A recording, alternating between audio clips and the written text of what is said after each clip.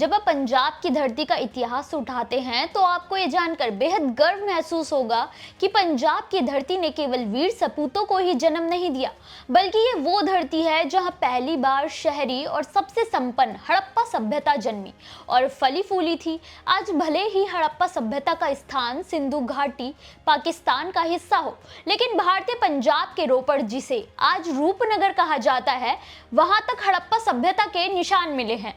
अपने इस वीडियो में हम पंजाब के रोपड़ से सबसे मजबूत सभ्यता का कैसे कनेक्शन है, इसके बारे में जानेंगे। साथ ही क्यों हड़प्पा सभ्यता को रावी नदी के किनारे पंजाब में ही विकसित किया गया, इसके बारे में भी जानेंगे। नमस्कार, मेरा नाम है मोहिनी और आप देख रहे हैं नेडरिक पंजाब।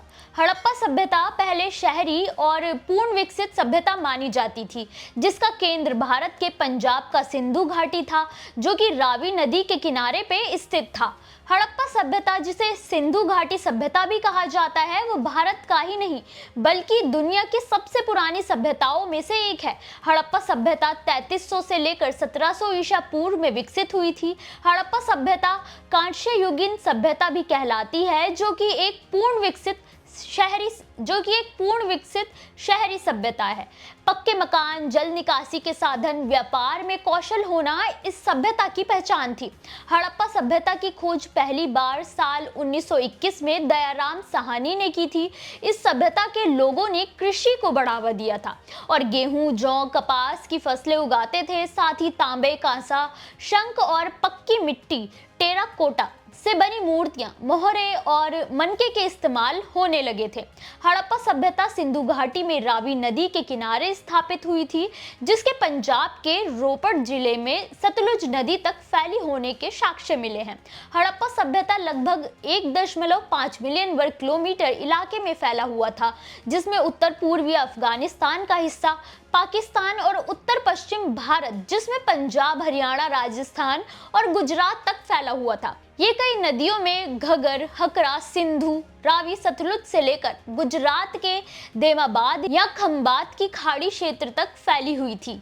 दरअसल 1921 के बाद से हड़प्पा सभ्यता पर काफी रिसर्च की जा रही है। इसी दौरान पहली बार सिंधु घाटी के अलावा पंजाब के रोपड़ जिले, जिसे अब रूपनगर के नाम से जाना जाता है, वहां पर 1950 में बीबी लाल ने खुदाई के दौरान हड़प्पा सभ्यता से जुड़े अवशेष प्राप्त किए थे, जिसके बाद 1953 से 55 में यगदत्त शर्मा उर्फ वाईडी शर्मा ने फिर से उत्खनन शुरू किया, जिसमें एक कब्र मिली है, जिसमें एक शव के कंकाल के साथ एक कुत्ते का भी कंकाल मिला है।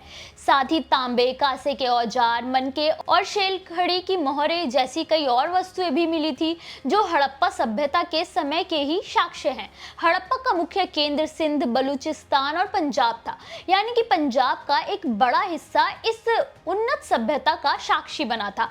पंजाब की भूमि ने अहम भूमिका निभाई थी। भले ही अभी पंजाब का ज्यादातर हिस्सा पाकिस्तान के पास है, लेकिन वही रोपड़ भारतीय पंजाब का वो हिस्सा बन गया जहां दुनिया की सबसे पुरानी सभ्यता के निशान मिले हैं। हालांकि ये भी विडंबना है कि कंकाल के साथ कुत्ते का कंकाल मिलना असल में प्रथम नवपाषाण युग में कश्मीर के बुर्जहोम में प्रचलित थे, इसलिए यहाँ की निशानियों के हड़प्पा के साथ साथ नवपाषाण युग से भी जोड़कर देखा जाता है। हालांकि हड़प्पा सभ्यता में लोग खेती बाड़ी करने, पशुपालन करने, व्यापार और हस्तकला में निपुण होने के साथ साथ सामाजिक रूप से संगठित और समृद्ध होते थे। कैसे हुआ होगा पतन? पुरातत्वविद मानते हैं कि ये सभ्यताएं नदियों के किनारे बसी थी और समय के साथ नदियों ने अपनी दिशा बदली होगी, जिससे बाढ़ और खेतों के नष्ट होने जैसी स्थिति उत्पन्न हुई होगी, जिससे लोगों ने पलायन किया होगा। साथ ही प्रकृति और मानव आपदाओं के कारण सभ्यता समाप्त हो गई होगी। हड़प्पा सभ्यता से जुड़े कई रहस्यों से तो पर्दा उठ गया, लेकिन तमाम कोशिशों के बाद भी इसकी लिपि को आज तक पढ़ा नहीं जा सका है। इसलिए इस सभ्यता से जुड़े कई बातें हैं, कई रहस्य हैं, जिनसे पर्दा नहीं उठ सका है। रोपड़ में अब हड़प्पा को और ज्यादा जानने की कोशिश की जा रही है, लेकिन रोपड़ में मिले अवशेष भारतीय धरोहर का ही हिस्सा बन गए हैं। इसके कारण रोपड़ एक प्रमुख और विशेष नगर बन गया है। अब देखना यह होगा कि रोपड़ की धरती से क्या क्या धरोहर सामने आती है।